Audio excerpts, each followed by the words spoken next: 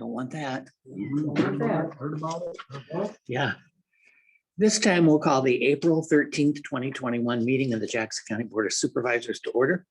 We have Larry McDevitt with a new look today, and Summertime. Mike Steinis and myself, Jack Willie, supervisors, and Lisa Smith, our county auditor, Luann Goki, our administrative assistant, and first on the agenda is David Dreyer, our Jackson County engineer. Good morning. Good morning. Morning, David. Thank you. You are our equipment is and I recommend awarding purchases to use folks. We start with the most expensive, which is the motor grader.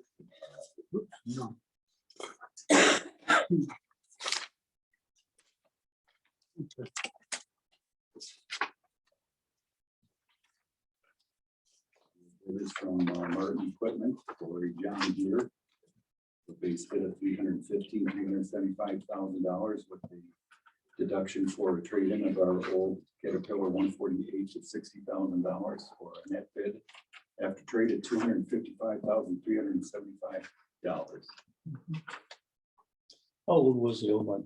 It was 20 years old, 20 years old. which is why Clinton was able to get a better base price for their grader. Okay. because their trade-in was more. young. Was- In good shape. Wasn't This this? was actually one that we had rebuilt at 10 years old. They had a program where they rebuilt. Yep, I remember that. And we did end up doing 2 of those graders. This is the first one we did. How are we balanced right now as far as deers, cats, Volvo? What do we got? 2 Volvos. 2 cats, 2 Volvos, and 6 John Deere. 7. And you're good with that? Sure. I mean, I know it's nice to be balanced. I'm just surprised that Cat didn't give a better trade for a cat. We were too. We are too. Yeah, That stuck out to me, that 25,000 less from a cat dealer. For their own brand. Yeah, You know, yeah, that normally don't work that way, but. The dealers have been a good machine for you. they're hanging.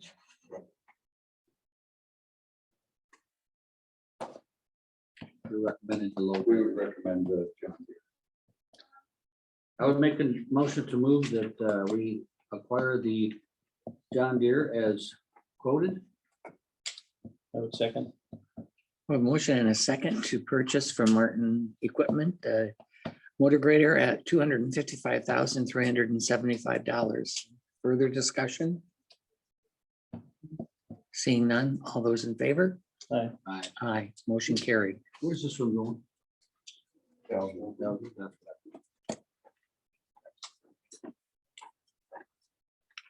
Second piece of equipment is the wheel excavator. It was Martin Equipment. For John Deere.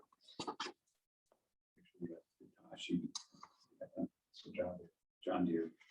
Base bid $215,750 minus the trade-in for the old Volvo, $52,500 for a net bid after trade of $163,250. Recommend proceeding with the John Deere. Motion to approve. Second. We have a motion and a second to approve the low bid of Martin Equipment for an excavator and in the amount of $163,250. Any further discussion? How many excavators do we have? Just the one, 2? And we use them both regularly or one a spare? No, we have 2 2, operators. okay, and they're both wheel machines, though, right? Yeah. We don't have a track machine. Do we have any way of moving a track machine? Yeah, we do. Yep. Yeah. We would. And not something that required or needed? At times it would be handy, but most times it would just be a hindrance. Yeah. Road, we can justify, if we put enough hours on to justify owning one, you know. Yeah, You put 100 or 150 hours on it a year. yeah. I don't know if that's justified very good, but it sure would be. So you don't haul this one, you drive. Right. Saves a lot of time right there. Well, save an extra man too. Okay, all of those in favor of the motion, say aye. Aye. Aye, motion carried. Item is the dump body quotes. We had several bids. The one we're recommending is not the low bid. We're recommending the Monroe truck equipment at $159,144 as opposed to the tri-state dump bodies, which were $5,144 less expensive at $154,000. We reviewed these. We spoke with the supplier. There's some issues with their boxes that we don't want to, there's some items with that boxes that we don't want to have. It has a hydraulic encased, a box encased hydraulic system on the back of the dump bodies that interferes with dumping gravel on roads and things. We prefer not to have that as a catch, which accumulates gravel, starts to complicate the gate closure, can drop gravel on the roads as they're leaving on the highways, which can be a problem for windshields and things. We prefer the smooth type of drop edge, which is what Monroe and Henderson both have provided. Henderson, I understand in the past used to have a similar tail end, and they modified theirs so that it met kind of our needs. And so we've been purchasing those. We'd like to stay with just 2 suppliers. It reduces the amount of parts and things. So that's our recommendation, is to go with the second low bid at $159,144. And Sean and Mike can answer questions too as it relates to that as well. As far as maintenance, or they're both the rounded style, correct? That's correct. All three that we bid on are that radius, they call it radius. But there's no web in any of them. Yes, There is. The web takes the material to the front and drops the sand and salt in front of the drive tires. Mhm. I had a dump truck on the bottom. I think it was set up for blacktop when they were dumping it, but it had a shelf back there, and every time you put gravel in, you had to go back and sweep that off, or else you're losing it on the road and going down the That's highway. exactly what this is. We made, Henderson used to have that, and we made them modify if they wanted to bid, which they did. And with this other brand, they still have it. All the dirt builds up, and then the end gate doesn't shut. The same with the rock. And hindrance, I guess. I guess I would make a motion to go with Monroe truck equipment as presented and approved, or recommended, I should say. That second, We have a motion and a second to go with Monroe Truck Equipment in the amount of $159,144. Any further? All those in favor? Aye. Aye, motion carried. And the last item is for tandem axle trucks. We recommend Quad City Peterbilt or Peterbilt trucks. Base price $103,918 each. Trade in of $43,250 and $30,333 for 2 trade-ins for a net bid after trade-in $134,253. And some issues with the companies providing trucks in the speedy fashion. I understand they have to manufacture them. They're looking at being able to supply these towards the end of the year in January, probably the first, which, you know, and then they want to take the trade-ins as part of that right off. So there's a potential that we would not have the spares available if there's snow events, but we given the overall situation that we probably still want to proceed with the Peterbilts. There is an option for purchasing, or was it, Okay, whether it's a Peterbilt, Western Star, Mack Kenworth, and even International, because of the COVID, all these truck companies are backed up. So we order a truck today, we get a truck in January. However, after the fact, International came back and said, well, we have some spots reserved that we can build you a truck and we'll have your trucks in July or August. But you have to go with a Henderson box because Henderson is the only one that has the same slots open. Well, to do that, that's gonna cost us another, how much, Mike? $45,000. And we're taking the highest truck bid and the highest box bid to have the convenience, so I guess that's a crossroads. So I guess if I'm hearing this right, I don't quite, $45,000 more, you could have trucks by fall. I guess what I don't quite understand is, I don't mind waiting till January, but why would they take my truck before I get one? When the cab and chassis shows up, we traded the trucks to Quad City Peterbilt. They take the used trucks and leave, but then the box company still has 75 days after we acquire the truck, plus 30 calendar. So give or take 75 days to put the box, plow, and wing on these trucks. So if we get trucks in January, maybe March before we see a finished product. And they already have taken their Winter's old over. trucks? That's They're spare trucks. our spare truck. We just won't have any spare trucks. That's- Everybody else. Usually when I go buy a new truck, I trade mine in. I don't trade mine in until I get. Well, Yeah. you would unless you had a utility body put on your truck and then the utility body takes your new truck and puts the box on. Yeah, I see that part of it. I have talked to the salesman at Peterbilt and he was gonna talk to his corporate people. This was yesterday. He hadn't called me back yet to see about a possibility of them letting us keep at least one of the spares until the box company finished.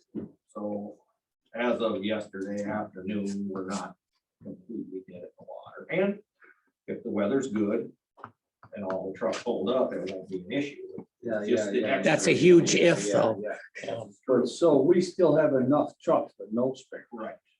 We have 3 spare trucks as of right now, but 1 spare, the sign man does a dedicated snow rally. So in the winter time, there are 2. And that has been a situation that we've been in before where We've had more than 2 trucks down. Oh, yeah. So it's not that it doesn't happen. Yeah, but then we hear about it. But the guys cover for each other. Yeah, I don't, yeah. You don't see a big issue? I don't see a big issue. I mean, it's $45,000. You know, that's quite a bit. Well, there's 30,000 on the trucks, but again, I look at this and I'm going, why would International only bid 10,000 on their trade? Well, that's usually pretty close to where they're at. The Quad City Peterbilt is extraordinarily high. And you fellas probably don't remember, maybe Jack does, when we bought that Peterbilt truck in 2012, the salesman said, you're gonna make up the difference on the trade-in 2 or 3 times fold, and he was right. so quality product, command quality. That's a Right, huge well, and that's difference. what we talked about. That shows today. Yeah. I mean, and you're happy with the Peterbilt, right? Oh, yep, they're hands down probably the best quality we've had. Well, yeah, I would definitely like to take the low bid if you don't think there's gonna be an issue, but I think we need to have some negotiating going on here about when you're taking my truck. And there's no possibility of putting this equipment on a box before it goes on the truck, either, right? Now, Or part of it, and some other counties, Other than let Hydra. the truck dealer take care of all this, but that'd be a headache for us too. Not that it speed anything up, but when, yeah, I mean, when that happens, we just run our truck up to Monroe or how's that? Would there be any chance of maybe having one reserved from Clinton County or something like that? well, if Peterbilt says you guys can keep one of these, keep one of your trucks, or maybe even both. Will probably be okay. I mean, I'm still- Well, I would certainly try to negotiate at least one of them. Can we put that in our clause? We'll take your bid if you like. to keep our truck. Well, that's kind of the way I laid it out. You know, yeah, I mean, seriously. Sure, I guess, whatever you like. and put it off a week or so. So the longer you put it off, if we put, The longer we the way it go. was explained to me is every week you put it off is about 3 weeks on the bill date. Yeah, we don't want to put it off. Because every county is doing them and municipalities is doing them right now. Yeah, Well, I would make a motion to approve the Quad City Peterbilt bid as presented with the memo in there that we do some negotiating skills here and see what's come up. I'd second that. we have a motion and a second. Any further discussion? To purchase the Quad City Peterbilt for 134,253. All those in favor? Aye. Aye, motion carried. Do you know how that compares to our last year bid? The trucks. Yeah. The trucks last year were about 170. Really? Don't see that often, do you? No. 43 for trade-in compared to 15, 20. That's a big difference.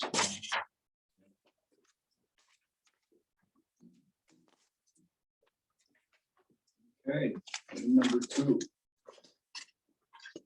West possible regular utility permits for Northern Natural Gas Company. 300th Street on the south side, just east of 61, is a small gas utility substation. And Northern Gas needs to do some work there. They need to close 300th Street and run a temporary gas line across the road to that substation to maintain the flow of gas to their customers. So they need to close 300th Street, provide a detour through the area, use, it's all provided in your pack using Haxby Lane. They don't have a start date. They're looking at June or July. But they didn't really have an option to do this. The detour will comply with all the IDOT and federal requirements. We've been working with the right-of-way engineer on this and have accommodated the project. Have dynamic message signs placed in advance to alert the public of the road closure, and it'll be working 3 to 5 days, and then the road will be open back up. Is this like an emergency situation or? I don't know if it's an emergency. I But mean, they're I've been putting the talking line to on them. top of the road Yeah, Yeah, and not underneath or board, it's just a temporary connection. directional board? Okay. this is a temporary connection while they work on the valve systems there, I guess. It's just off of from Zwingle there to the east, there's a valve station. Yeah, if you drive through, there's just a small little Which is 300. Oh, is that little stretch of Washington. highway there? Zwingle to Lamont. Washington Mills. I think Wow, no, it's Washington Mills. So it's right on the blacktop? You know where the gravel road goes down to the Zwingle Ball Diamond? Mhm. Just- Yeah. just to the Yeah, east that of one right there. Just So to it's the east of that. So you would have to go, yeah, they'd have to exit in the monitor. We're going up Old Danport Road Yeah. across Hackney Lane.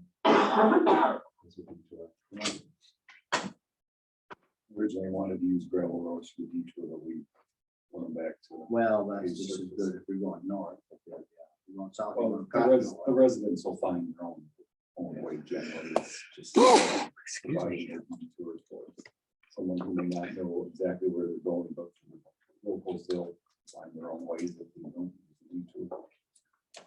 Well, in the whole scheme of things, we don't really have a choice, right? I mean, they need to do this, of course. Yeah. We want it to be safe and, I mean, that's a highly traveled road. And it's a short. Corridor.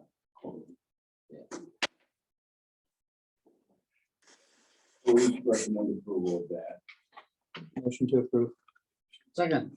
We have a motion and a second. Any further discussion? All those in favor? Aye. Aye, motion carried.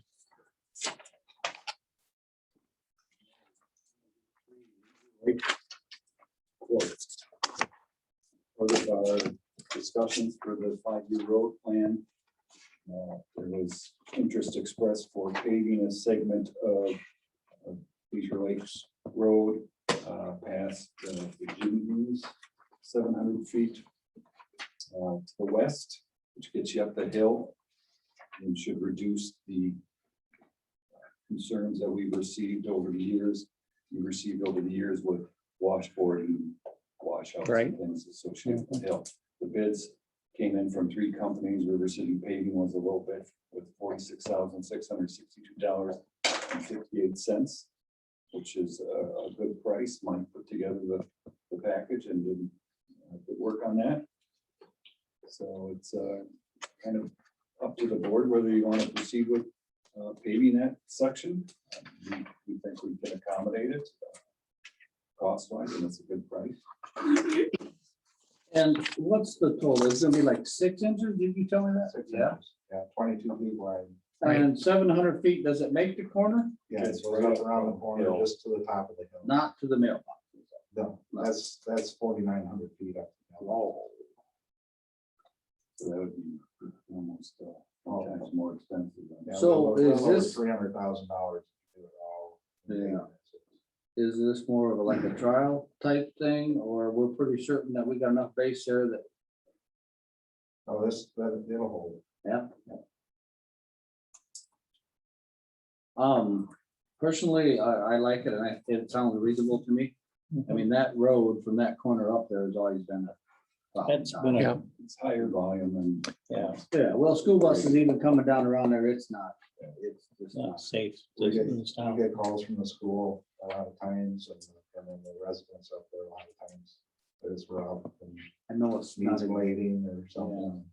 well, it's always washboarding, because It's you're either always speeding up washboarding. or you're braking, and it's always. And it's icy a lot of times. Yeah. The school will call, well, this, will they'll put salt on it, then once it's paid, so I take care of that too. Does that include pavement markings, No, the there's center no line? or- pavement markings. Okay, does it need to have them or not? Oh, We normally don't on those Okay. extensions up a The volume would be so low that it's not required. Okay, we've been on our paved, when we overlay our roads, we've been going back 150 feet on the gravel side roads just to, Mhm. get the motor grader away from the intersection so they don't blade up the intersection. And that has to really work nice, like on that Springbrook Highway this winter, that really had to work nice. Yeah, it helps. That's safe. Well, to me, this is a reasonable, it's not totally what they want, but it's a good start, I would say. If you're gonna go farther, the road really needs to be regraded because You need more right away, and along the north side, the snow was drifting out into the road along there. There's no ditch on that side. It's a high bank. So it needs to be cut back, regraded. So So would you need to have the 6 inch up on top of the hill, or would that work at 4? Or does that No, not make a lot of You difference? gotta allow for heavy farm trucks. traffic and that Okay. on those Yep. roads. So you're gonna have to stay with 6 or 7 I was inches. told never go less than that. Right. And then also it has to be done in 2-inch increments, is that correct? You can go up to 4 inches in the lift, but that's the maximum you can do. I'm sure you were strong, right, if you did it. If you get thicker than 4 inches, they can't compact it, right? Oh, we don't want that. I would make a motion to approve the low bid as presented, and When would they do this? It'd just be sometime this summer, Okay, before winter. I would second that. Motion and a second to approve the River City paving bid of $46,662.58. All those in favor? Okay, all right, Aye. Motion carried. Item 4, another permit for Northern Natural Gas Company. This is permit for that same gas substation work. They're providing a temporary access road that runs from that site down to 193rd Avenue. They're utilizing an existing farm entrance. We recommend approval. They've had to work with the property owners, so whatever deal they've made with respect to that, it's been reviewed by Roger. We didn't sign every sheet in here, but we recommend approval. so moved. second, It's been moved and seconded. All those in favor? Aye. Aye, motion carried.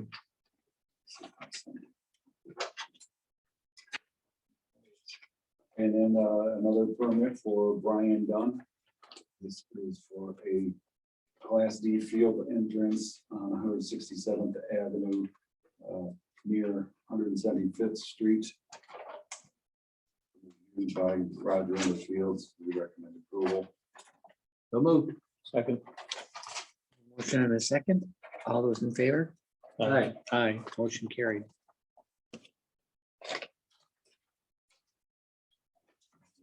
Final item is a bridge resolution. South and Clinton County is inspecting their bridges and recommended that their bridge B-0190 on First Street in the town of Brookfield be posted with some weight restrictions. So Todd called us and wanted us to proceed with the resolution so that both counties have similar restrictions on this bridge. It's a shared jurisdiction. Essentially, the change is the straight truck, the shorter trucks reduce the weight, and it's a one-lane bridge posting. Is it on the line or? Yes, on the right south from Family Dollar, going, west there on the gravel by McDonald's. There's the only truss there, it's got approaches on both ends. There's some restriction. And this was required by the inspector though, too, correct? Yes, yes, Okay. You need action on that? yes. Yeah, I would move to Well, approve. you got one more I'm sorry. part of the resolution, one more bridge on there.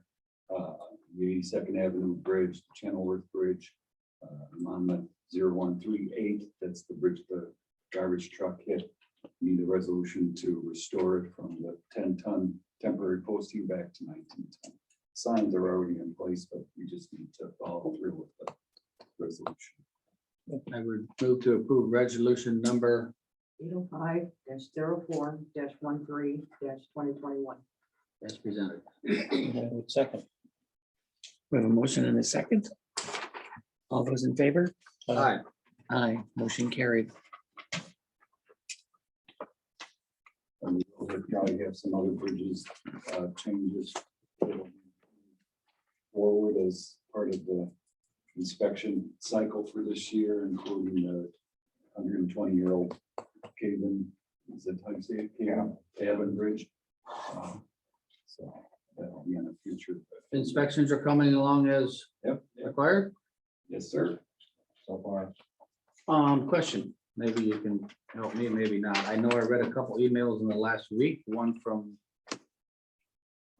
Hinson's party and one from Miller Meeks' party regarding a community project funding. State Transportation Improvement Program and or I guess they call it the community project funding. The projects, The deadline was the 16th, and I don't know what kind of projects, they really didn't explain what kind of projects that could be included. I know it had something to do with the transportation side of it, but they didn't explain it very well. they would cover projects from servicing the pavement to bridges, I presume. The issue is that it has to be in the TIP, and the TIP is fiscally constrained already, so if it's in the TIP, it's funded for a project in the coming year. We have to look at it some more, but basically all it lets you do is move a project up in the listing. That's something that. So they're not just giving away money or anything like that. We can, I'm sure it could be from bridges.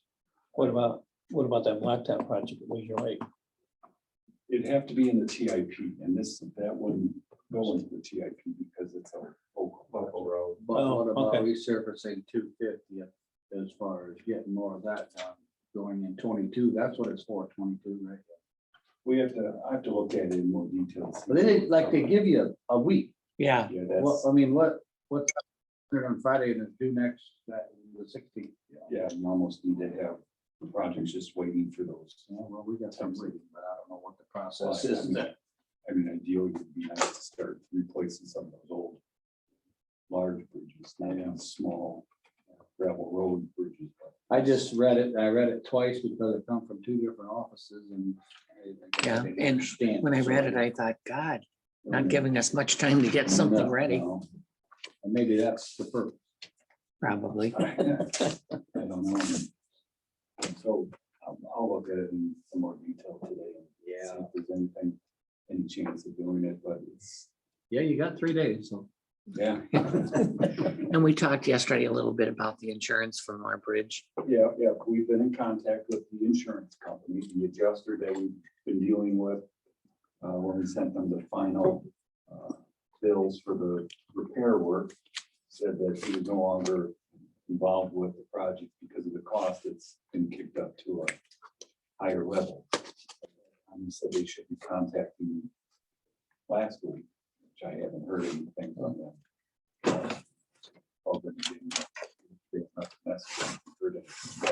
So I don't know whether they're going to delay or whether we need to start involving the attorney and submitting claims to Republic, in which case then Republic would call their insurance company and say, what are you guys doing? This is why I have Well, insurance. I think we've given them reasonable time now, and now I realize it's cost more than they anticipated it was gonna cost, but I wouldn't give them too much longer to get back to you before we start having Well, Sarah it costs us contact more than them. we anticipated Yeah. also. How- So well, we're yeah. stuck with it. I can talk to Sarah and start Yeah, I think I would. the ball rolling on that. She can at least start putting together. I mean, once it gets kicked down the road for a year or so, and then things get to be set and way back and.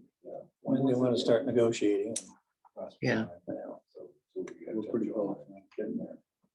Maybe sooner than we think. Amen. There's It no is. So statute of limitations on it. just might be a good idea to talk to Sarah and see what, You can do that. okay, Yeah, I don't know if there'd be a statute of limitations on it or not, that we don't proceed. You know, they can just say, we're not gonna pay it, but then they say, this is our cost. Honestly, I think they probably got off reasonably Yeah, inexpensively I agree. for a bridge of that age. Hmm. I think it could have been worse.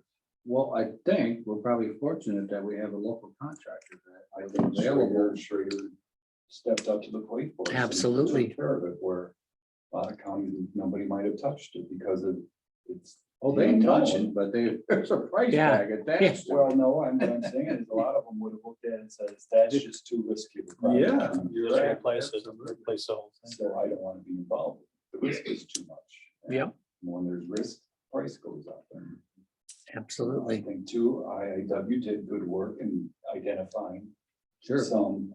Well, it wasn't normal. It was out of the norm. It was, I mean, I would have thought that you would have taken that whole member out, but instead they were able to straighten it and stiffen it and get it back in service.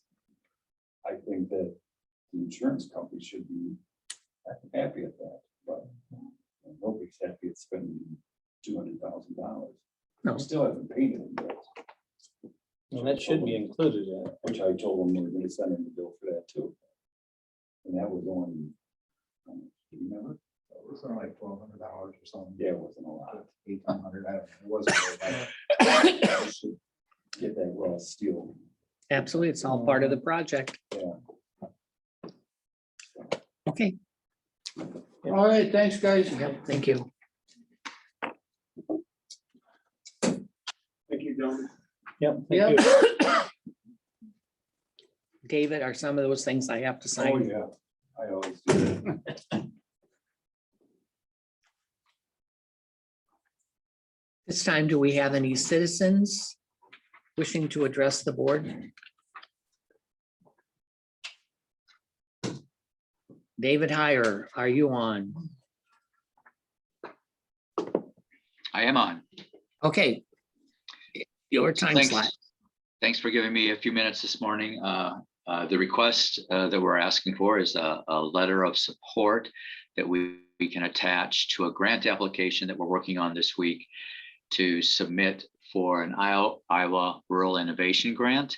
We want to use it to help cut down on the cost for the IISC projects that we'll be working on next fall and a year from now, so next school year. with the University of Iowa. I think Nick has already explained to you about the partnership we have with the University of Iowa through the IISC program. And we have several communities and other nonprofits in the county that are interested in working on projects. And at this point, we're assuming that everybody will pay about $3,500 per project to cover that $50,000 cost we have with the University of Iowa. However, if we can get a grant for $20,000, which is the request we'll be making, that would substantially reduce the cost to communities for involvement in projects. And so our request from you today is just a letter of support that we can attach to the application. I think Nick had also previously sent out an email to the cities and to the county saying that one of the considerations any of them might use is some of the federal stimulus money that's anticipated coming back to counties and cities to help offset their costs. But again, if we can reduce the cost, the overall cost, it'll help everyone in the long run. So, questions?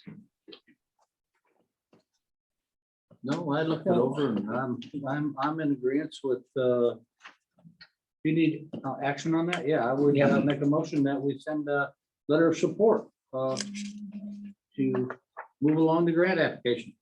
I would second that. We have a motion and a second. Any further discussion? All those in favor? All right, Aye, motion carried.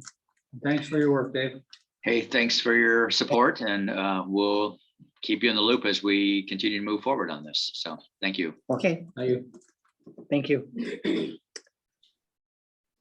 Next on the agenda is Marty Hudlick, Jackson County's maintenance supervisor. Morning. Morning. I told Mike this morning, the front yard looks pretty good. Good. Yeah, yesterday. Did you the- get my picture? It's your picture. This morning? Yeah, What time? I don't know. It was Mike with the sprayer. Oh, at the back. Well, yesterday I saw Awesome. Mike He actually loves with it. the weed Which eater. Mike?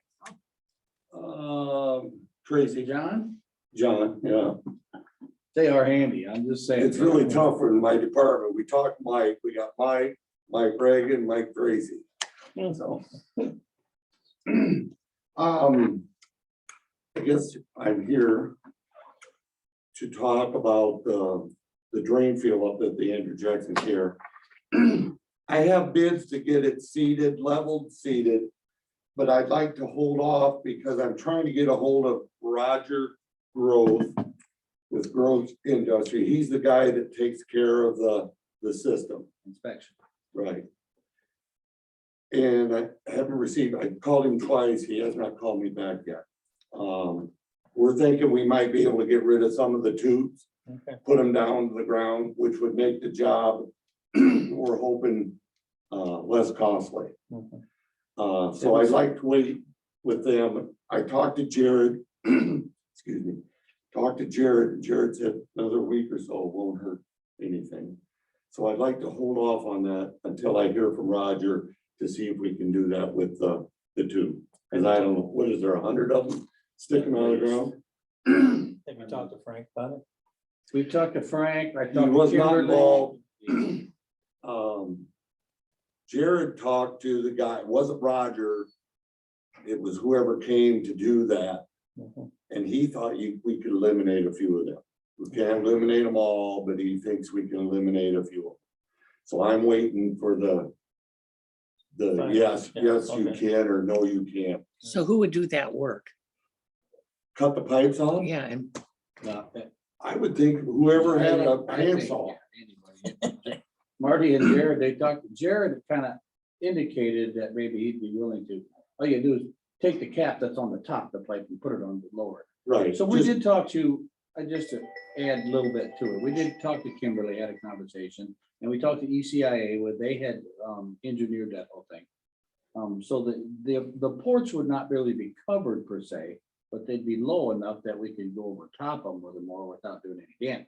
okay, They would have to be, if they are covered, they'd have to be marked, of course, but there's just multi, Everywhere. I would Post put it it. at about 100 is what I think. and that area is a little bigger than what you think. It's pretty good. Oh, size. yeah, it is I don't good know what, size. do they have a square footage on the area they're doing? About an acre is what it is. Is what I was Maybe a told. football field or a little better, but Yeah. get the 2 lanes, the 2 sides. I know when I hauled the dirt with a skid loader, it took me forever. I didn't think I was gonna get it done. Well, the conditions, you guess, were the worst part too, and, you know, it was like this, it was wavy, but you couldn't get a bigger machine in there for the protection of the drain field. you Right, know. right. So it was tedious. It's but, done. yeah. It's done. up there. I just think until we get the okay from the inspection guy to say, and from Oracle, is that right? They're the manufacturer of the system, so they got the final say, so. Sure, sure. Yeah. Yeah. Something like that. And they said, until we get the okay from. From my understanding, though, Roger would know. That's what I've Yeah. been told. So, It'd be nice if we could clear it, right, even if you got one on each end and one in the middle. right. Because the new guy up there does mow that all. And it looks lawnmower nice. now, and it does look nice. Okay, you'll keep us informed and let us know what's going on. You bet. You bet. My second thing is I got price on some new lawnmowers. Do you want these? Or who Give wants them to Lisa. Lisa? I got three bids. 2 of them are the same machine and one is a different brand of machine. It's the tractor, the mower deck, and a push blade, so I can push snow like, it's just like the machine I have, only it's the new and improved model. The machine I got is 34 years old. It's still a decent machine, but it's just not reliable. And at 3 to 4 o'clock in the morning, if it breaks down, I have no other means of pushing Is snow. this gonna be traded or is it gonna be a spare? That's up to you. Well, I don't You know, we Trade can leave that. it up at the care facility to mow around that. Or if when we build the jail, if there's gonna be a shed there, we could leave it there. It's up to you guys. They said it's still worth $3,000 to $4,000 with everything. Well, if it's a good enough machine, I think it would be worth that to us too, but that's near here nor there to where our bids, we have no idea. That's how it ended up here when the care facility or the original care facility bought the new one, that's all they were gonna give to it. And at the time I talked to the board, Jack and whoever was on, said, since they're only gonna give you that much, can I have it? And that's how I ended up with it. So will you compile these bids and show us, or do you want to just go over? I can tell you Are right they now. what same they're- specs, basically? Yes, they're all within, the same horsepower, 4-wheel drive. We got the mower deck, the blade, and Broom? no, the broom is $3,900 or $3,093.60 more. And so I didn't include that in. Did you get one for the skid loader? No, or not? Just But you priced it. I didn't price it. It was pricey. Just don't like the broom for pushing snow because it leaves a film on the thing. And I'm just afraid around here, I'd hit everything but the snow pile. Because you can't see Is that out the of a, operator or is that the machine in the broom? well, you just can't see out of a skid loader. This thing, you're sitting right on top of it. You can see, I back right up within that much of the It's front just, door. it's a combination of both. Hey, I've been here 35 years. I only hit the building once. Come on, that ain't bad. Penrose or this one? The pin road, yeah. Okay, do you want to read the bids? So he has a bid for a John Deere machine from P&K Midwest. It's a John 15. Deere 1550, is it called a terrain cut? Yes, It's a commercial lawnmower with a 60-inch deck and a 60-inch heavy-duty hydraulic angling front blade. What's the last item there, Marty? Is that a kit of some sort? What? What's this for 7,000? oh, that machine doesn't come with a cab on it, so the cab is aftermarket. That's the cab. So for this machine from P and K Midwest is $31,314.73. Then we go to a Kubota. And that's with the cab? That is with Okay. the cab. Okay. Then we go to the Kubota. This first bid is from JP Sherman in Farley, Iowa. This is for an F-2690. It is a four-wheel drive front mower. Looks like we've got a 60-inch deck. We have some weights, we have a blade, cab heater. Their net bid is $27,563. Did the first one have a cab heater? Yeah. Oh, okay. Good. I would imagine if they have a cab. Yeah, that's Yeah. really important. Here. Well, the one with air was $11,000 more, so I thought I could do without that. Just carry a fan. And the last bid is for the same machine from Kunow Implement. It's an F-2690 four-wheel drive with the same 60-inch mowing deck, weights, blade, cab heater, and their bid is for $28,428.14. And I apologize. Did you say with trade or that's outright? It's outright cash. They're all outright, yes. Okay, and what did we budget? May I I ask? can Do you tell remember, you, Marty? I can tell you that we cannot pay for it in this fiscal year. It would have to be next fiscal year. But we budgeted next fiscal, or do, yeah, we budgeted. Yeah. I looked at Marty's budget and, so it's not something that I could approve. I would Two and suggest. a half months. Mhm. What's the availability?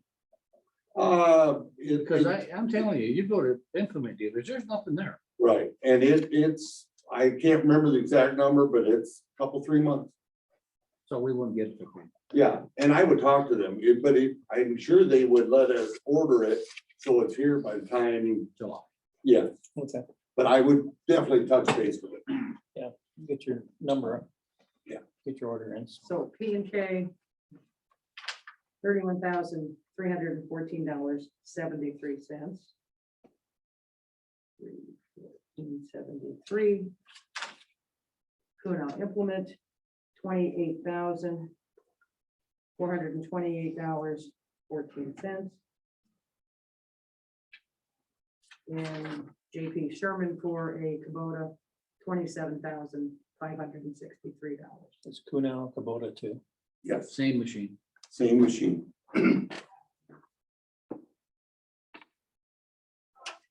And I we guess- don't know what we budgeted for that, Do you remember? I think it was right there at that, if I remember right, I think, 30. I think it was around 30,000. yes, I do believe. And the thing is that we also have the truck in for next year also, so we have plenty of money, because we budgeted for a truck next year. A truck. Van, Oh, I'll just put my 2 cents worth in. I know it's a little bit more, but I would rather buy it from somebody in the county. and I have no problem with that either. I just wanted to get 3 different bids, and I tried to get another one, but I couldn't get another one. I tried Raider Brothers out here, and they do not sell a machine like that. I mean, logically, for service and parts and, they've been good to us and we deal with them, correct? Are you talking Guno? Yes. Definitely. Definitely. Yeah, Do you have that on the agenda today for action or just talk about? I'm just here for an update, it? and I'm updating you. Put it back on the agenda for next week. I'm going to make a motion just to at least get it ordered, so it's in there. With approval next Can we week. do that before we approve it? I don't think we can. Okay, I think we'll, Discuss it. I would think, Lisa, in your agenda next week, just include the awarding of the bid. yeah. I'll bring For it up the- next week's approval. But I think you could, And we might have some public input by then. yeah, Well, like I said, the one I have now is 34 years old, so that's about $810 a year it costs it. I have that. Do we want to discuss what we'd like to do with that machine? If they don't put any trade value on there, if they tell you it's worth 3,000, they're probably gonna give you 1,500 for trade. No, I think he told me he would give me $3,000 or $4,000 in a trade, is what I'm thinking he told me. And I said I would discuss that with the board and go I from mean, there. is that all three of them said that or just one of them? Okay, here's. what Just you one of them. Probably need to do is do a little more research Mhm. and before next week, get some information to Lisa so she can have Yeah. it with her proposal. Yeah. And I guess I think there was a Sherman gentleman, and he told me just take pictures of it and send it to him. my thought is, what's your thoughts on having it again, either at the new facility or at the county home? It's easy enough to move around, of course, Right. but. It's we nice don't- to have a spare. We don't have a lot of mowing at the county home, I don't think, but if we get that fixed up around the building, I would think Jared or whoever's mowing would naturally go around there too. And I think he would too. Yep, and I got the dirt there leveled out, I just haven't got it seeded yet. But is it feasible to keep it down here? Well, if they build a shed that they say they're gonna build, we could certainly keep it down at the new jail site. Let's see what we get for trade and you think Yep. that over and. Yep. I will do that. And think with, What, and any information you get, just give it to Lisa if you get it ahead of time so she can share it with us. I will do that. I Email will contact him today, Okay, okay? sounds good. And if I'm correct, we are gonna go with the second highest bid, right, from Kuno? let's get it put together and. Yep, we'll- see what they say about the trade-in and that sort of stuff. Yeah. Before we make a decision, we have to have the final figures. Okay. Just an FYI, I am almost done with the building up there, but it's, it's home sawed lumber and it's twisted and curved, and I'm trying to put braces in between the studs like we talked. So it's taken, and then there's two befores that are nailed on the inside there to keep the cattle from going through, so I had to take some of that off. And it's been tough, but I got the west end of the building braced. I gotta just put a couple more little pieces in, and then I'm gonna put two in the middle, and then the east end of the building. I'm hoping by the end of the week, I'm done up there with everything. And I do believe Roger, you talked to Roger, he's gonna bulldoze, dig me a hole to put all them stumps and The items that did not burn. burn it out of the from all pile. Trees that we pulled out, Yeah. and then I asked them if they have a nice working area. They did a great job last time, by the way, with the pond. Oh, God, But yeah. if they could pile up a load or two of dirt there for us that we would need in the future. Sure. That'll Oh, save the ground Yep. down below. Yep. It doesn't wash because it holds the water, don't just gush out through there. They don't have the machine out yet, but it's there. And they will do that. Okay, I that'd be told them to great. keep us time also because we're in agreement that we have with them for so. I think they're aware of that. I think since we're talking about the care facility, we're getting close to the end of the fiscal year and the beginning of the new fiscal year. What's the wishes of the board as far as the cement work up there? I just called everybody again. I think I called 5 people. 3 of them will not bid on it because they're already flooded. And I think the other 2 are gonna get their bids back. But I haven't received them yet. And I just wanna interrupt here for a minute. You called Jared, he got the results of the well back. He touched base with me. It's okay for people above this age to drink it, but anybody from here younger, it's not good to drink. He wants to know how you guys want, if you wanted him to rotate the wells or what, but he got a hold of me this morning, wanted you to touch base with him on it. So one well is bad, and the other one's good.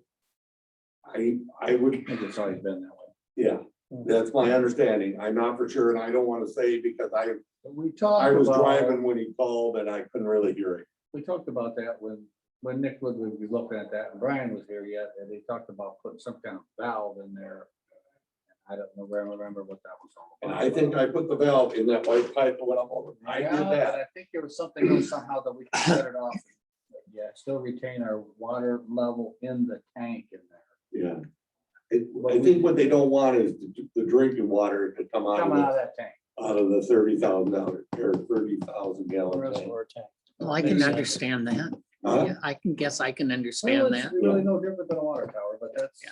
And he's still having problems with the generator too. I think it's offline again. All right, Did get a name of another gentleman that works, but I don't think the electrical part of it, but.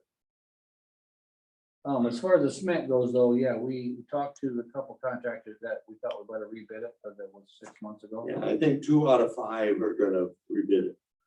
Okay, All right? Yep. Yep. Have a great week. Thanks, Marty. You bet. you too. Thank you. Sitting by your house, or is that your house? Yeah, Okay. the thing you said, come right and walk off. Why would you think Okay, we'll skip Lisa and Luann for now and go to Mark Lawson. All right, thank you. Good morning.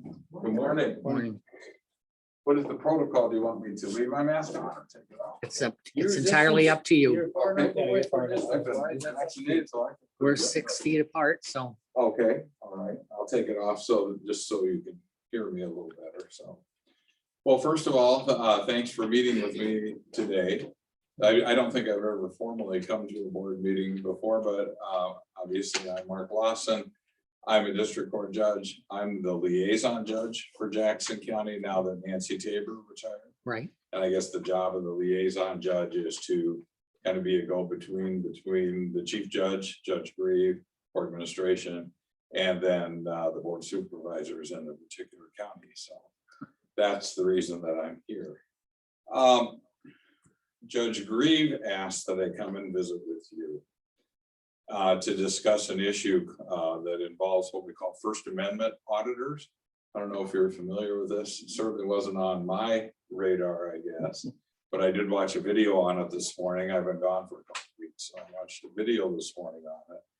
And essentially what a First Amendment auditor does is somebody that's out to make some money.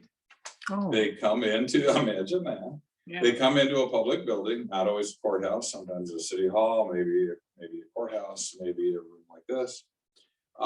They have a camera, they walk around, and essentially they try to provoke a confrontation with somebody, the security guard, chairman of the board of supervisors, city manager, police chief, whatever. And if they can get a confrontation that's, looks good on film to them and makes the employee look bad, Mhm. then apparently they start a YouTube channel and they put these videos out. And they make money from YouTube if they get subscribers. Some of these folks have tens of thousands of subscribers. In worst case scenario, maybe they get arrested and they end up, winning a lawsuit or a settlement and make money that way also. So there's a couple of different avenues that they use to make revenue out of this. The state court administration is concerned about it. In a couple of our counties, the court can control it. Clinton County and Scott County pretty much control that by not allowing cell phones in the buildings. But of course, those are all court function courthouses. They don't have any county offices. And so what I'm coming to you to ask you to consider is a resolution that might designate some areas as non-public areas. I've got a Hancock County resolution that Hancock County. Read that this morning. Yeah, You do? Oh, you have it. Okay, I made Yeah. some copies for you. That's good. And then I have a proposed resolution that one of our judges came up with for Cedar County. I don't think we have that, but I just got is it. there other local counties, Mark, that have this resolution other than Hancock or any counties besides? I know all the counties in our district are considering it. Now, I can't give you an update and tell you if anybody's actually. My understanding is Cedar County is considering it favorably, but I don't know that that's the case for sure. Clinton County has something sort of like that, but again, they mostly handle it by just banning phones, and most of the time these cameras are phones, although they wouldn't have to be. We don't have anything in place per se where they can come in and video, they can take a Snapchat or a video of anything they want. They could do it right now. The hard part that I see is what are the non-public areas? How do you designate, where do you put the signs, I guess? Well, Yeah, let's, I mean, you'd have to walk through the building and say, most of your offices, I think now are secure, and ours is, the clerk's office is. Where it's essentially a locked door, or at least they're behind the counter, and I think as I read the resolutions. Everybody can read them a little different, I guess. It kind of designates these as non-public areas that, okay, you can't film behind that shield. Carolyn Grant was telling me when I stopped in to make the copies that she had an incident down in Clinton County. Where somebody actually came into the Clinton County Courthouse back on the allowed cameras, walked around, one of the deputies kind of followed him around, got in a bit of a confrontation. Maybe it was the administration building. He went in and actually went into the tax office and turned his camera and was filming things that were laying on people's desks about taxes. And that's where they finally did apparently place him under arrest. But that's the kind of thing that I think these resolutions are designed to try to avoid. Is there just certain areas of the courthouse that would be considered non-public that you can't film, not the lobby, not the boardroom, if you want to open that up, but the break room, the work areas, trying to give employees a little bit of privacy. well, yeah, I would think even for HIPAA purposes, you can't have somebody filming paperwork and whatnot. It would certainly be a concern. For example, in Becky's office, to Yeah. just walk in and start filming things on Becky's desk that may be medical records or whatever. So I don't know what Sarah Sarah? thinks about that, or obviously there's some First Amendment ramifications to all of that, but. Well, I certainly think that we need to make sure that they can't come around and look at computers and things on desks, because different offices deal with social security numbers and other information that's not public, and you don't want them to be able to see any of that. Like the treasurer's office is pretty secure because that door is locked, they've got a wall. Lisa's office is less secure. I mean, you got your counter, but people could walk behind. So to have, I guess, a sign that says this is a non-public area, no authorized personnel beyond this point, or something like that, would be helpful if we have these people show up. Because if they were to go past that point, they essentially be trespassing. I mean, I'm looking at it right now as a perspective. I'm saying, well, anybody right there could look in that window and take a picture of the lamp monitor right there and blow that up if there's anything on. And it's obviously visible from the hall. Well, and this room would be more difficult because anything seen from outside, I mean, you can't stop that. So Luann, she would almost there's a have to man do out there. Do you want to that so see that if he it's not wants shiny. something? George, I think. Or Huh? get one of those screens where you It's have to be a George, certain George, angle to be able to see it. Oh, okay. I didn't recognize it. We're not gonna be able to prevent people from walking down the hallway and taking pictures. This is preventing them from going around the desks, around. Into Yes, offices per se. right. So other offices like the Luann's would just need to, they may need to reconfigure how their screen can be seen. And the other thing, the court system, I think, is going to get a little more proactive involved, and maybe the counties will want to consider it too, some training for employees about how to handle these folks when they come in. And one of the ones that I watched, I mean, they're professional arguers, but they're very nice. They're not, it's not what I pictured when I heard about it, that they come in and cussing and swearing, although apparently there's some of that. But a lot of it is they're very nice, but they're professional arguers. They want to provoke you, they're gonna argue, oh, I can't film here. Well, who says I can't film here? Well, show me the rule. Well, okay, you showed me the sign now, but you haven't served that on me. You know, that kind of thing, and just keep going and going until finally somebody loses their temper, and then that's where it's posted. So I think a lot of the training is to kind of fill them with kindness, and I'll be glad to show you around the courthouse, and, you know, do something that wouldn't make a good YouTube video. Well, to me, it seems pretty logical. You wouldn't let the public into the office or desk area, I should say, something like that. How you go about that, or Well, that's my understanding of what the Hancock County resolution is attempting to do in the proposed resolution that I gave you that they've come up with for Cedar County, is to just designate those non-public areas. Doesn't really mention filming, so they're just non-public areas. All right, Okay. any other questions or anything you need from I me? think on the we'll other work side with of that. Sarah and see what we can come up with. Yeah, Okay, yeah, I that don't know sounds that I want to fun. be the guinea pig, but you know, like I said, if we have something to look at or go by, that's another. Not that we can't come up with our own, but, you know, Oh, why reinvent the wheel? yeah, right, I agree, you know, but it's Why invent the wheel? logical that you can't get into personal space or.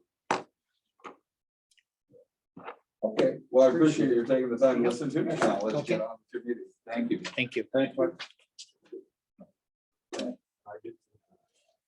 Okay, Sarah, good question on this mowing for the insurance. Okay. Was that something we couldn't pay for the cemetery? Pioneer Cemeteries. You mean you would look at the person codes? Yeah. I could do that, get into an employee employment. Okay. But can Pioneer Cemetery out of their funds pay for his insurance? But the Pioneer Cemetery is a County. Commission. county entity. So the only way you'd be able to do that would be essentially to hire somebody as an employee to go and do that. Which I don't know for summer. you know, I don't think we want to do that. that would be Do, the only way to do that. I guess I had talked to him yesterday and today. I didn't know if there was anything on the agenda for that discussion. No, there's not. That was my idea. yesterday. If I they thought we don't, talked about a work session soon ASAP, but yeah, That was I guess Joanne's request because the we didn't mowing have, season is starting. we didn't have time to do it for today, did we? No. Well, I only heard about it yesterday. It was too late to put it on the agenda. George is here. That's who's out in the hall. Well, he was gonna come in and talk to you. Did we do the visitor section already? Yep, that was at 9:15. That could be my fault. I told him the meeting started at 9 and he could maybe show up, but didn't know how long it would last, so Well, and Joanne called me, and wanted to know when I don't know if we we had time for him. and I you're said willing to probably allow not. him to speak or not. Done with everything else at 10:30, so. Well, I think during Luann's portion, there's a discussion possible action on board business. I think we could maybe handle put it. it in there. Have We him, don't take any action. you know. no, we won't take any action. You want to stick around for that? Or? Yeah, let's just do That'd that. be great. See if we can't figure something out. If you got time. Oh, I have 10 minutes. Well, then we'll have Luann go first, if that's okay, Lisa. No, that's fine. I'll use my time. Is he out in the hall yet? I'll be back, I think, in a few minutes. Good morning. Good morning. Morning. All right, calendar for this week. At 4 o'clock this afternoon is the Hookah River Watershed Management Authority meeting for executive board meeting for Larry by Zoom. At 6 o'clock is a webinar called Beating the Online Competition, which is a training webinar for all of you by Zoom. Wednesday, April 14th at 10 a.m. is 0 to 5 and 60 minutes meeting for Jack, and I think that'll be by Zoom. I think she just sent that to me. Yep. Thursday, April 15th at 1:30 p.m. is the Green Wave training webinar for all of you by Zoom. And at 6 o'clock Thursday night is Limestone Bluffs RC&D meeting by Zoom for Jack. Friday, April 16th at noon is a Workforce Iowa office hours meeting by Zoom also for Jack. Monday, April 19th at 7:30 a.m. is an Early Childhood Iowa Executive Board meeting by Zoom for Jack. And at 10 a.m. is a Waste Authority of Jackson County meeting for Mike downstairs in the basement. The advisory committee meetings at 1 o'clock and at 2 o'clock have been canceled. Yep, I Jack? saw that. And at 3 o'clock is the Regional Governing Board of Eastern Iowa by Zoom for Jack. Our next regular meeting will be Tuesday, April 20th at 9 a.m. And that day at noon, well, that day at 11, part of the meeting will be a work session on the Law Enforcement Center.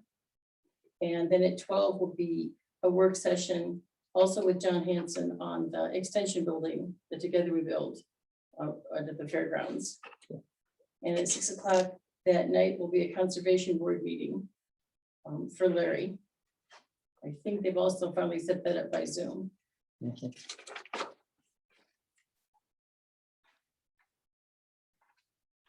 On today's business, we wanted to talk about the Jackson County face mask mandate resolution, which we had just extended till June 1st at the last meeting, but we didn't do anything official or make any resolutions. Yeah, because it wasn't on the agenda. Right, that too. I would make a motion to pass the resolution or approve the resolution. As we discussed with the ending. Yeah, June 1st, and we can always extend it farther if we choose to. Second. Motion and a second. Any further discussion? All those in favor? Aye. Aye, motion carried. And I'm also looking for a decision on the Jackson County Regional Health Center's request for Ryan Conley to do their CPI training. My personal feeling at this time, I'm not interested in Ryan doing that part of the training.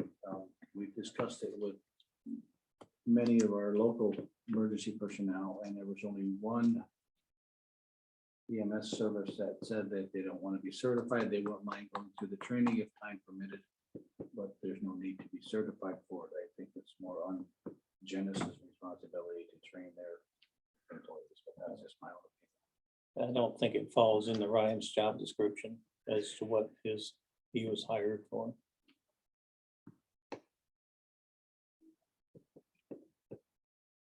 I have mixed feelings about it. I don't know if anybody sought information from, I tried to get a hold of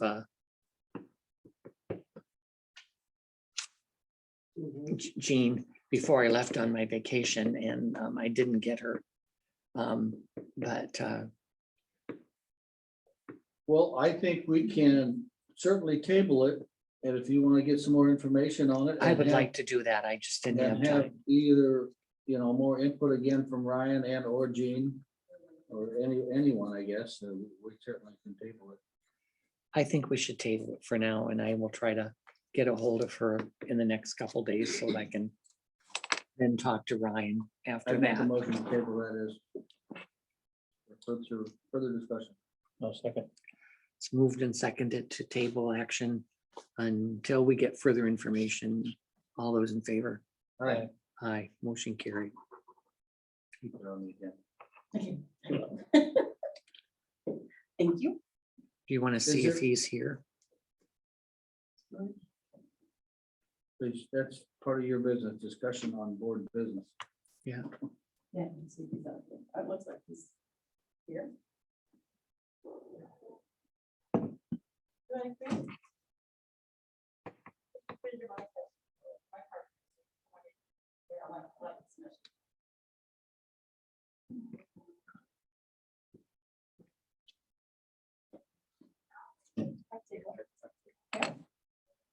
Morning. good morning. So if you just want to maybe state why you're here. Yep, yep. Who you are. George Doherty. I'm one of the commissioners of the Pioneer Cemetery. And I'm kind of new to the group. We've had some changes. And I've been assigned to help with organizing the mowing for those cemeteries, and just looking at some records. And we have 24 cemeteries roughly, and we have a couple people doing significant mowings. One individual mows 5, and Dwayne Petting, who's a Mennonite, mows 14. So the issue when we came to the budget meeting, the supervisors asked us to go to Chris Meineke and talk about what insurance requirements they should have. And one of the insurance requirements for those 2 major mowers was we should get their insurance certificate with the county included as an additional insured, named additional insured. So I started that process. George Kilberg is cooperating and he is giving the documents to me. Dwayne Heading, on the other hand, is a Mennonite, says it's against their religion to have insurance. So I asked him as to, okay, how do you get around the idea of automobile insurance in the state of Iowa, which is required for liability?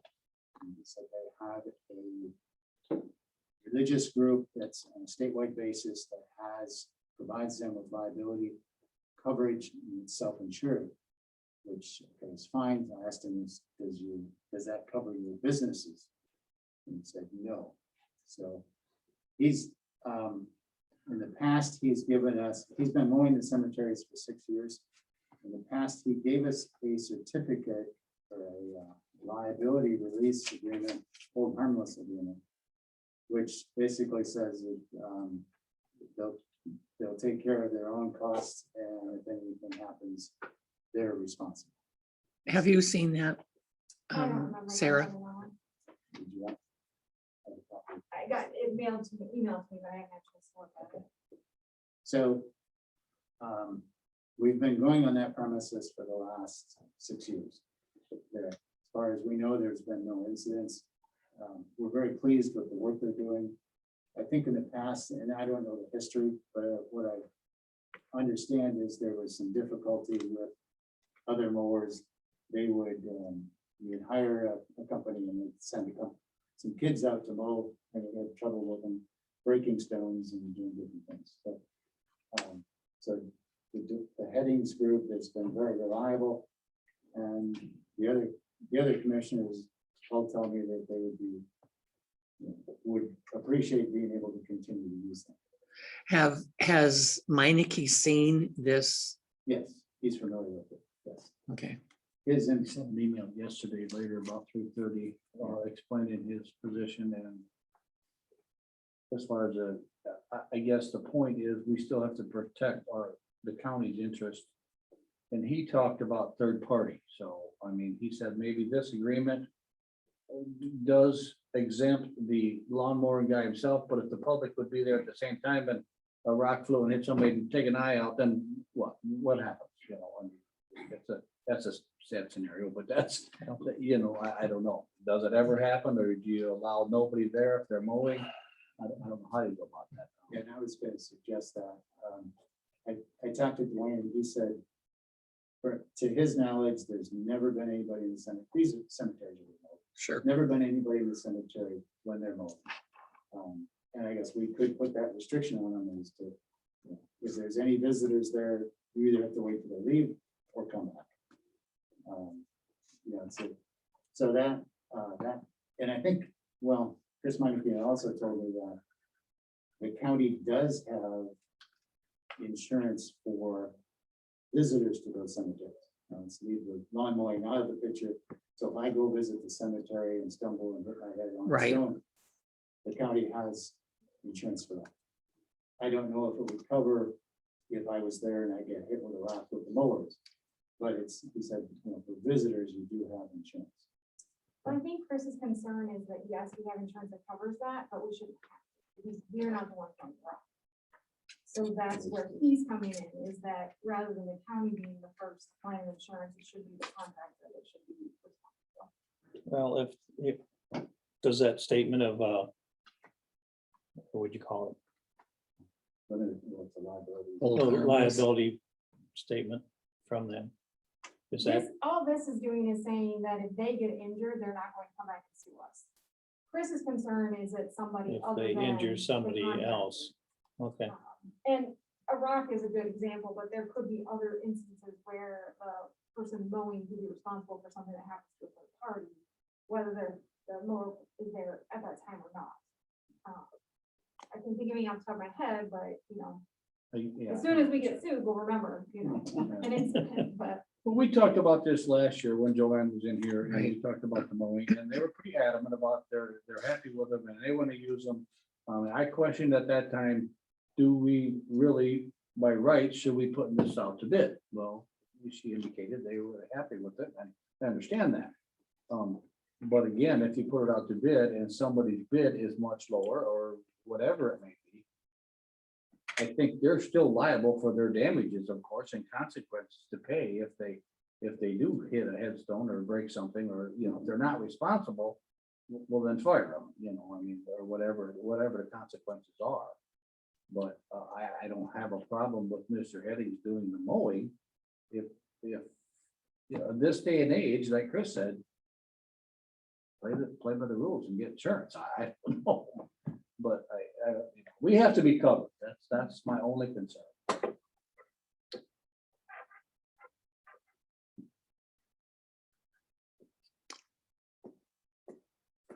So you mentioned bids. So last night we talked, is there a dollar amount of services that require this? You mean the limit of yeah. Yeah, there is. There is. Now, is it different for different entities, Lisa? I know secondary roads is higher on some of that thing. And I guess I can't answer that. I don't know what that number is either. I And think there is conservation some. is 50,000. Conservation. It's 50,000, I think. I thought there was 250. Is that not the right number? Well, we have a It procurement depends, policy. it That's depends on what. That's what you're thinking. Yeah, it about. depends what it is. Procurement It policy. moves. But I think still, whether it's under the threshold or not, I think to be doing it justice to the public, or whoever, or to us, to say, you know, we put this thing out there for bid, and we took a qualified individual, and I mean, normally when somebody's in business, they're gonna bid against the next guy, you know. Whether they do. Well, I the know same- they take bids same type to of mow work. some of the city property too. And I sure appreciate that they're happy with him and he does a great job. I can appreciate that completely, but again, in our best interest, what do we need to do?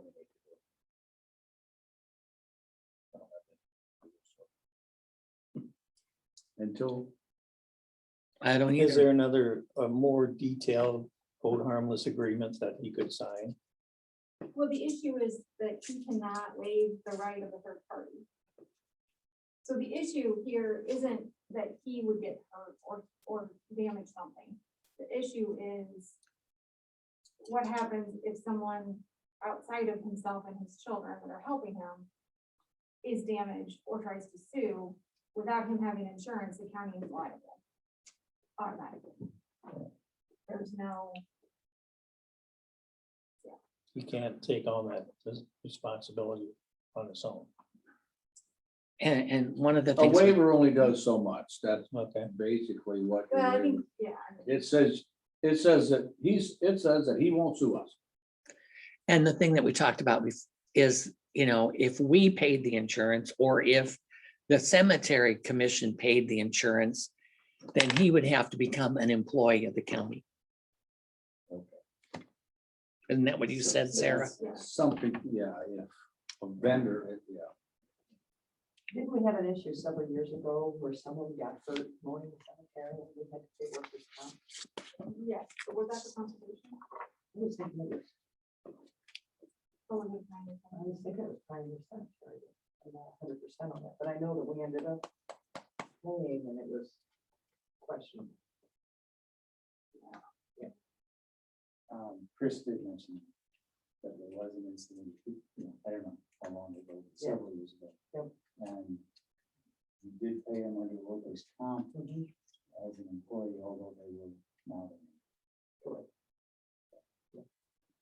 And I respect their religion also. I'm not disputing that at all, but you know, the liabilities under where does fault come into? Of course, things change.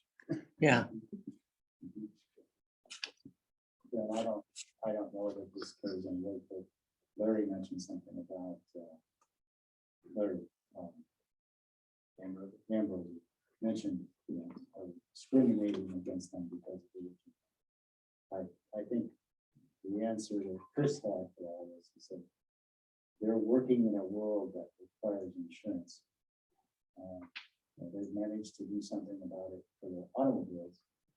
So if they want to work in their own world, we don't have to require to have insurance, but if they want to work in public, then his concern was that yes. Well, if they want to do contract work and subcontract or whatever it may be, they probably need to progress their lines of responsibility along also. Well, I guess the cemetery commission just needs to discuss that with him and see what he's willing or not willing to do and move on. I don't know what the cemetery commission is intending on doing, but are you intending to maybe then go out and doing some bids or see what other contractors can do? And in the meantime, it is middle of April and it's gonna have to be mowed. So I mowed yesterday and it I needed to mowed be all mowed. the time now. Again, and I just looked at some records that showed that last year it was 25th to 27th of April, the first time that the different mowers that we got into the cemetery. So, yeah, we're approaching that point in time, but I think we still have a little bit of time. The difficulty I'm having right now is coming up with addresses and locations for all these cemeteries. So if I send it to someone to bid on, I'm gonna have to have something pinpointed so they can go look. Do we have square footages and stuff? Yeah, and I don't have that either. Okay. Do we Maybe have check with something GIS. like that in GIS or does, would Christina have something like that? I wonder. She would have some information. You want to check with her? That would be our new zoning administrator, Zoning, okay. Yeah, she's down the hall and take a right in the far, all the way down the hall. And then left and then right. Yeah. Just in that office, and I got maps of the county, but I still need to go through and look at. You know, and the county has easements through farm fields and whatever to get to a lot of these. So it's gonna be a little bit of a trek. So go down County Road E15 and turn it at the Munro Farm or whatever. So, we can figure it out. You might have to take a road trip for all of that. I would with Larry, I don't know if you know, and it's not my point to tell you, but Larry's having some health issues. And so, Yeah. He's not, yeah, he's not as up to speed as, like to be. Well, we sure appreciate you taking on this fun activity. We wish we could make it simple, but Yeah, simple fix here. but Yeah, I mean, I don't know what it's it is. working well for you and I can appreciate that. Well, we'll pursue some bids and see where it goes. I've already talked to, Keep in touch with us, sooner than later if you can, if we need to set up a special work session again, so we can. Who's your other big mower? gentleman by the name of George Kilberg. So would George be interested in hiring your Mennonite guy? Under his umbrella. Yeah, I don't know. and just have him sub out those the other 14. You know, I mean, for whatever it might be, what his insurance might come, maybe it's only a couple bucks or one. I think the other guy was paying $35 a year for mowing for $200 worth of income. I read that somewhere. So if he could maybe pay him a couple, $2 or $3 for each cemetery for the year for insurance. And Well, run it that's through up to him. them to work out. But Yeah. If it's a possibility for that to happen, yeah, that's something you could look into. That's an interesting idea. Just a thought. hire Yeah, George I think to, it's actually a good idea that um, he's doing it anyway. I'm sure he has insurance. So. He does, his is pretty minimal. I think that's what the $35 came from. Yeah. I don't know if that's the right number or not. And it might increase with the extra cemeteries, Yeah. but I mean, that could be just passed on. And it might work out for both of them. Yeah. A good working relation for both of them. And you're paying part of my insurance bill, but you're covered. Interesting concept. We'll explore that, but I guess if I was George, I'd be a little hesitant. George is just an individual who's, I don't know how big this business is of his, but Larry mentioned that they tried to encourage him to mow a couple more cemeteries last year. He works full-time someplace and Well, if he'd he, have to be comfortable, of course, and he'd have to talk to his attorney or whatever it may be, you know. I wonder if he has insurance with Chris Meineke. I mean, that might be part of the conversation too. yeah. Yeah. Well, you do some investigating. If you need to meet with us again, we're always open to that. Okay, appreciate your time. And as far as getting the grass mowed, I guess we're under the presumption that it needs to be mowed, so. I mean, that we have a waiver signed, and whether it's enforceable or not, we still have something in place that it still needs to be done, so. But we need to work on it to get it resolved. Yeah, I think if we turn them loose one more time, I think we're not gonna get their attention. Yeah. And it's gonna be a little more difficult, but yeah, I'll keep that in mind if we have to have them do it once or twice, but I guess if we're going a different direction. I think we'll- Well, they would definitely need to know about that. Yeah. This has to be resolved with them as ASAP. Okay, thanks, Jeremy. Thanks, George. Thank you. Okay, Lisa, it's your turn. Yes. This morning, I need a motion to approve the minutes of the April 6th, 2021 board proceedings as written by Auditor Smith and authorize publication in the official newspapers. Motion to approve. Second. Motion and a second to approve the minutes. All those in favor? Aye. Aye, motion carried. Motion needed to approve and authorize the auditor's office to issue warrants in the publication of the claims listing in the amount of $264,457.49. Move to approve Second. with the acknowledgement that there was over $100,000 of gravel on And the new squad car.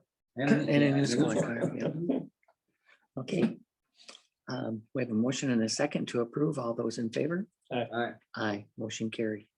Motion needed to approve a handwritten warrant to the Jackson County Treasurer for $6 for a check image fees charged by US Bank on the monthly bank statements to be reimbursed by them next month. So moves. Oh, Is that happiness a is. normal fee? No, well, Natalie? all of a sudden they started it's my understanding, they started charging a fee to have the bank account. Well, So, to have the account or something was paid late or? no, I think just to have the account. Which bank is that? US US. Bank. US Bank. Oh, So we had something like that happen at Seventh Judicial. Some of the people would get paid a certain amount.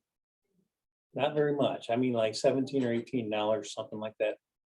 From the bank that we were using. And when they took the check to the bank, they were charged $7 for cashing it because they didn't have an account. And I'm like, wait a minute, it's coming from their bank. And we challenged them and I don't remember if they changed it or we changed banks. I mean, that's ridiculous to take half of their check. You have to know if Yeah. you need to do that. yeah, it's a Beth thing. It's not through the auditor's Yeah. office.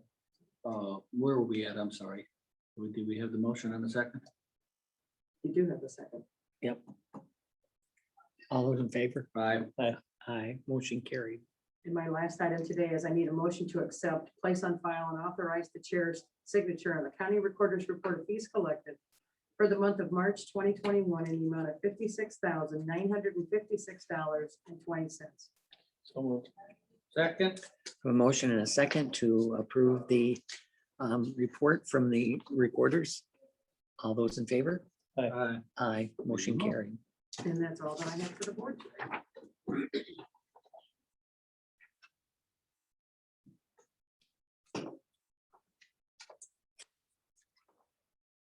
Okay, any boards or commission meetings?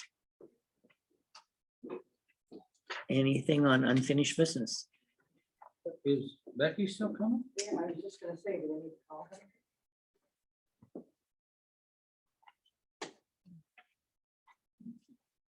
At 10:30?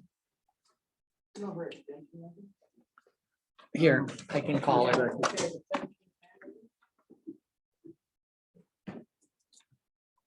Oops. What happened? Yeah, a little bit. Hi, are you joining us today? Okay, bye. We'll recess till we're joined by Becky. Yes, you too. Human Resource Director.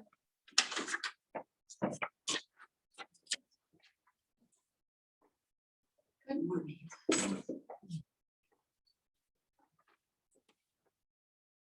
Okay, Tuesday. Okay, the only action item I had today, other than departmental updates, was our health insurance renewal. We have received the health insurance renewal through the Iowa Community Trust, which is coming at 5.62% without any changes to current benefit levels, so the benefits will remain the same. There is a 0% increase to dental and 0% to vision. So due to this, I recommend renewing our Walmart plan with the Iowa Community Trust. So if all is well with that, I would look for a motion to approve the Walmart insurance renewal rates through the Iowa Community Trust option number 7, as presented, and authorize myself to sign a health insurance renewal through the trust, including the Cisco service agreement for fiscal year 22, and including all required compliance paperwork that they will send. Is there a dollar amount attached to that 5.62? You know what that was? It's a rate per single and provision, and I don't know What total amount? specific, yeah, I can let you know that. I mean, you Of course, it anticipated, fluctuates every month based on enrollment. but we anticipated budget at 10%. We adjusted figures accordingly to account for the reduction in that. I would make a motion to approve your insurance renewal as presented. Second. We have a motion and a second. All those in favor? Aye. All right. Motion carried. So just a couple of other things, years of service awards. Each year, ISAC recognizes years of service for department heads and elected officials. They use March of every year to calculate the years of service for individuals that have served county government for at least 15 years, and they're recognized every 5-year increments on up from there. This year for Jackson County, ISAC recognized Lynn Bopes, who had 15 years of service with the county, Arlene Schaff with 25 years, and Jack Willie with 30 years.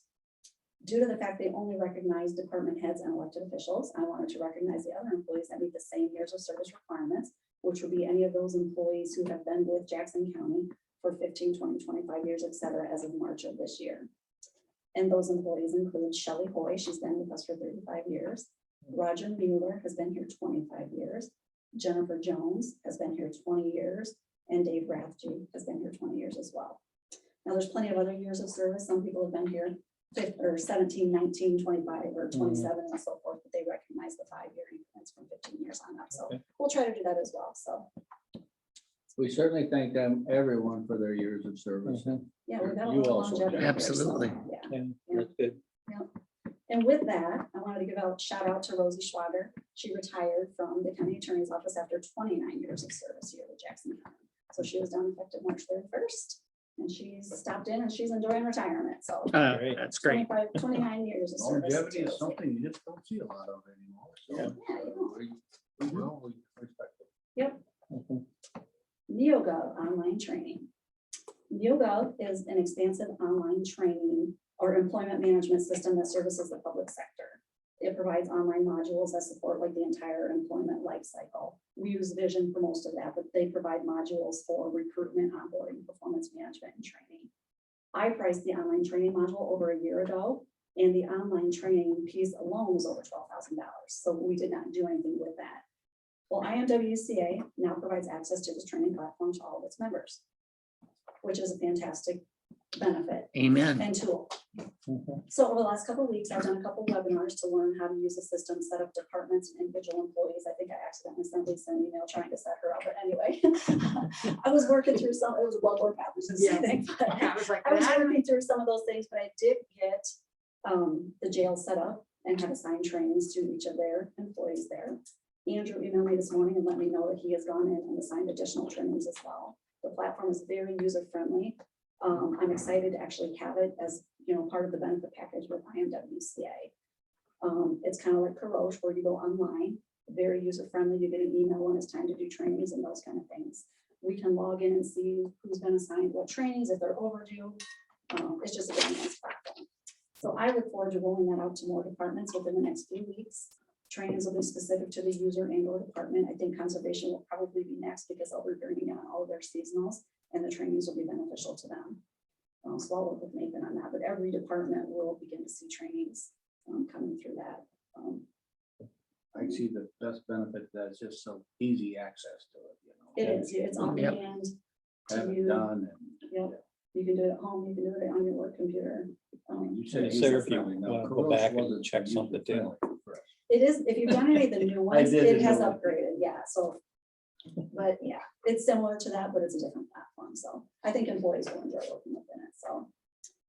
With that, I wanted to lead into our IMWCA payroll worksheets have been submitted to IMWCA. They use our estimated payroll dollars for the next fiscal year to calculate our exposure for premium. So they take each NCCI class code and they attach a percentage to that. We tell them how many payroll dollars we expect to spend for secondary roads. For example, they say, you owe a raw premium of this amount of money based on those payroll dollars. I should have the rates for the renewal within the next couple weeks, but I did want to give a quick recap on where we're sitting this year with our work comp rates. Because it's quite substantial and it kind of leads into the training.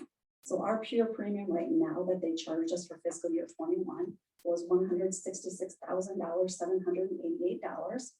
But between our experience modification factors, our good experience bonuses, our discount credits, our longevity credit, our loss experience credit, we saved over $107,000 of that $166,000 in premium. So we ended up paying $59,000.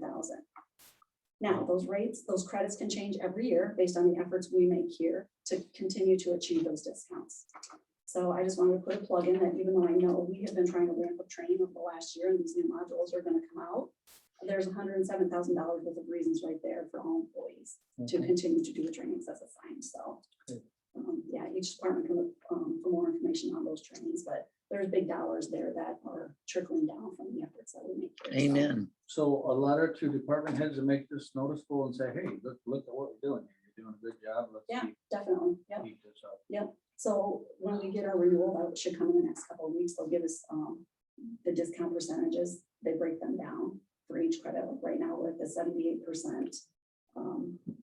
Did you? Yeah, we lost Yeah, Mike. my battery was Okay. plugged into Are you the still in the meeting? Are you good? wall. I think you can still hear me, right? Okay. The voice is all going through that. Okay. So they give different percentage of credits for each of the categories. So we'll be able to compare what we're at now. And I spreadsheet, I think I provided it last year, each year as we go where those modification factors are at. So they're big numbers there. So Yeah, that's, I mean, I don't know what's normal. I suppose everybody gets some kind of modification factor, but this sounds substantial. yeah, You it know, is. Yeah, when you, I yeah. mean, 30-60% of it. Mhm. I think it's good that the people involved, department heads and departments know this. I said, this is why we need a safety committee. This is why we need safety issues and So I don't foresee any significant changes to our renewal. Our work comp claims have been minimal. Losses have been good. But there's a lot of factors that go into those numbers. So Sure. we'll bring it as soon as we get it. I guess I want to go back to the years of service. Mhm. Do we give a certificate or anything to these employees? And if not, we should. And it would be nice to give them their certificate at one of our board meetings. Sure. Yeah, definitely something we can do. ISAC presents them directly. So these other employees have not gotten them. Like these employees will never get recognized by ISAC. Oh, I know that. So yeah, so we could definitely do certificates. We can Here. certainly start that. Mhm. So I've never, for my 20, 25, 30, I got one in the mail. That's all I've ever gotten. I didn't get anything for the 30 years. I actually think I have it. I Huh? think they emailed it to me. I do. You have my certificate? I mean, I'll say within the last. Yeah. little It was while. after the Okay. spring school Sure, trainings. They sent them out. Yeah, I actually, because I I'll think, send you a personal one like from the grandkids or something. you know what I mean? Yeah. But no, but I think that we should I don't know certainly, what, 30, well, you know what, I'll have to look, because I I think think, they should because those are the three. I that think- they ISAC was. yeah, I was gonna say, I think they emailed me something, I saw that. Yeah, No, I think you're right. That says it certainly have to be recognized. yeah. Commended but I for think we that could put service. it together, a certificate and present it and make it a Well, and range. if she's got the other arrange- ones, I can do ones for all the internal ones and we can do it on the same cycle, because they will send them to her then probably every March after spring school or April. Yep. Because that's when they request the information. So if we use the same period of time, then each spring, we can do it. So I think we should I'll do do it. those and we'll And get it done. Okay, Good. So that's pretty much all I had on general assistance. There's so many funding sources out there right now due to federal funding for COVID. my phone rings repeatedly. There's a lot of phone calls that come in. I think I've only assisted 2 families this calendar year that I haven't been able to find funding elsewhere for. So hopefully that trend continues. The money's out there. They're definitely utilizing it because they're calling me as far as actual budget dollars going up. Well, it's huge. You can steer them in the right direction even, give them a contact. Yeah. Yeah. To know, just to have that information available for them and they can get to the right spot easy enough. And a lot of that's online too, so that's pretty convenient. So, You know, just like with your experience and with all of your meetings and such, there is a good side and a bad side to COVID. But I think it allows us to attend more webinars, to see more products that are being offered. And we can make a decision if this is a good product or a bad product without having to travel someplace to go, see it in motion. People, the time restraint on everybody's busy, and more people are willing to join a meeting if they could go in their office or at their kitchen table and join the meeting and can physically talk and see them. Well, I know at our human service meeting last week, the chairman of that board said, I know we all like to be together, but he said he's from Waverly. And he was actually up in Wisconsin last week when he zoomed in for our meeting on vacation. But he said, for an hour and a half meeting, he says, it takes me 4 hours one way to get to Des Moines for the meeting. He says, it's not so bad. No, really. And I know Marilyn says, gee, you're saving a lot of miles on your car. But I think people in general have connected a lot more over the last year due to the availability of that. So, Yep. I watched one last night with Lori Scovel, which was a couple days before, but one of the girls was from Oklahoma and another one from Des Moines. And they were talking about how to get projects done in cities. And one was like how to clean sidewalk. You go to people and you talk and you try to get a bunch of volunteers. It says the other way they look at it is like, okay, this one store owner just went out and said, I cleaned my sidewalk, took a picture of it and put it on Facebook. It says, see what I did? And they said it's just a reverse way of doing stuff. And you get people excited about it and they just do it. And it was it's an hour-long thing, but it was very interesting. There's another one tonight at 6. You didn't have to drive to the meeting. You didn't have. And it was recorded. I mean, it would have been nice to be able to talk, and I know Sorensen's out here on the winery were on it. And they kind of quizzed everybody that was on that time. Yeah, I saw that was tonight. Tonight I have a historical society meeting. But this will be recorded too, so you can watch it later. Good. But August 20th is going to be the celebration for the 13th anniversary of the Jackson County Historical Society at Clinton Engines. And last year we were going to have the dedication of the cable car, of the railroad car, the combination car, and a couple other things. And of course that didn't happen, but we are going to have it this year, and the Lubin brothers are going to be here to perform. Oh, wonderful. So Absolutely wonderful. we're excited. We'll finalize some of those plans this evening. But and our big project now is windows. Building. Yeah, we have to replace all the windows. So and like how many is that? A lot. over 100. Some of the big squares have like 18 or 20 individual So panes. were you able to do anything with Guardian Glass? Oh, they've talked to him. I mean, the committee has talked to them, and they're very, I mean, Yeah, they're willing to help. So we'll see what the hardest thing is, getting somebody that's willing to go in, because since it's on the historic registry, the framework around those windows, we are trying to get somebody that will sand them and clean them. and it's hard to find people that will, that are willing to do that, because it's kind of tedious work. And so we thought we had somebody, and then they changed. So anyway, but there any other business to come before our meeting today? Thank you. The motion to adjourn? So moved. Second. All those in favor? All right. Aye. Motion carried. Meeting adjourned.